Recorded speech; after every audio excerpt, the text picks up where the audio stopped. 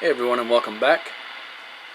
Looks like I have everything else, pretty well everything straightened out on this Ranger 2995DX now, thanks to Tim Trent of Snake Radio Customs. Try to keep this volume down here. I guess you could probably say that the issue was that these 2 meters here were not working properly. And in other words, they were working but not adjusted properly. The SWR bridge and the readings on the SWR was fine, but when it came to showing the actual designated RF power, the needle was not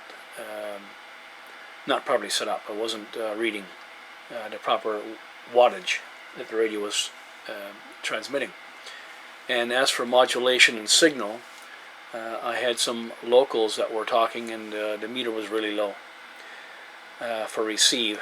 Like anywhere from 5 to 7, when typically they're usually in the red, sometimes 20 over, depending on who it is. And the modulation was very low. It wasn't showing the proper reflective power of modulation on this meter here, if I am explaining that properly. So basically the radio was doing essentially very well, but these meters weren't telling the tale.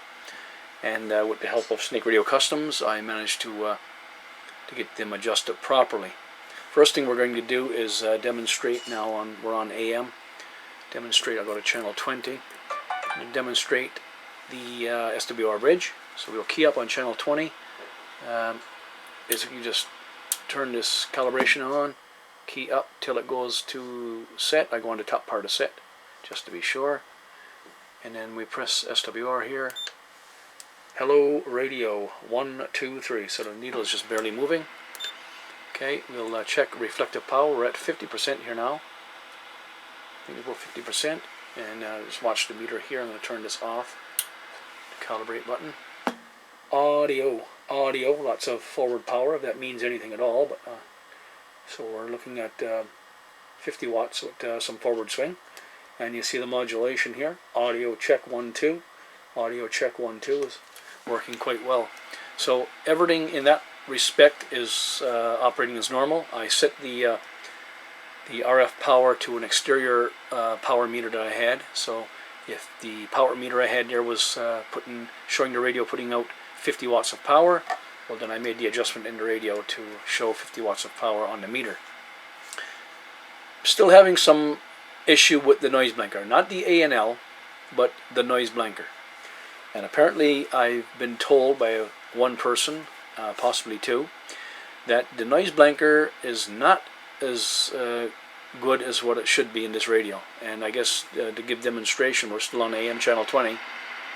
I turn off the noise blanker and ANL. The ANL does some filtering, as you can hear.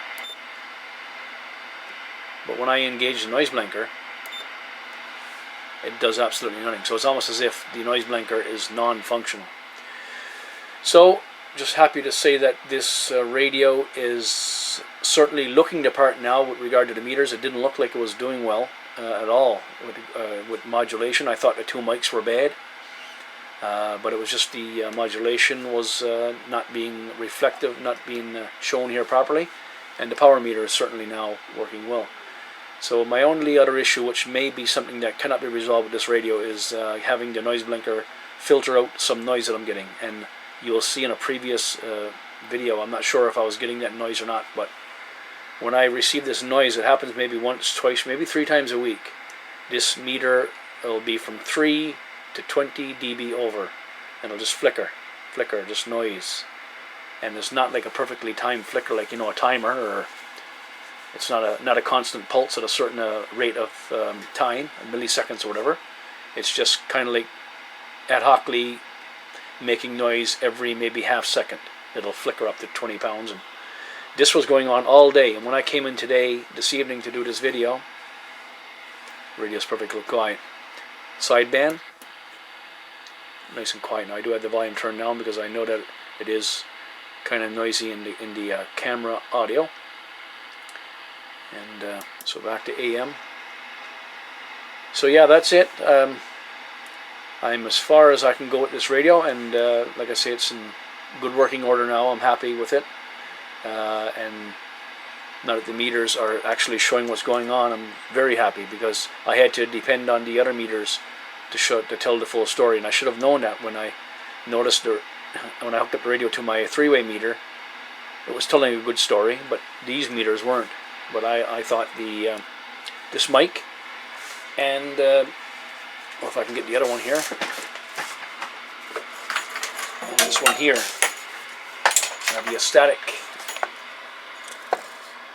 upside down AST878DM.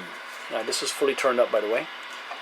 So this is working fine, this mic here, but the only issue is I have to be speaking right up to this mic, or about this far away. If I get that far away, the audio drops off. I don't understand, because it's a battery operated power desk mic. So I'm not exactly sure if maybe there's an issue with this or not. It does work, but it's working like a handheld, so you have to be very close to it. So I'm going to keep this video short. Just wanted to do a little update. Thanks once again to Kurt in Virginia for making this radio possible. Much appreciated. Many thanks. It is my go-to radio now. I'm getting flowered reports that I've never had before. I've always had good reports, but this radio is certainly the top of the line in regard to what I have here now. And so thanks, Kurt, and much appreciated. Like I say, he also sent after the fact, like you know, this mic and the power mic came along with it in another parcel. And this neat thing, also I don't want to forget this 6-pin to 4-pin plug-in. Now my other static Ecomax 2000 mic is wired 5-pin, so I guess I'll have to swap this one out to a 5-pin, and that's the 6-pin Ranger there to work on that. But I'm quite happy using the standard stock mic with the up-down channel keys. That's what I'm using now, so quite happy with that. Thanks again, Kurt. And thanks to Tim at Snake Radio Customs for spending some time with me yesterday in his live feed, helping me to troubleshoot the radio and to set it up so that the radio is looking the part. Thanks for watching, everyone.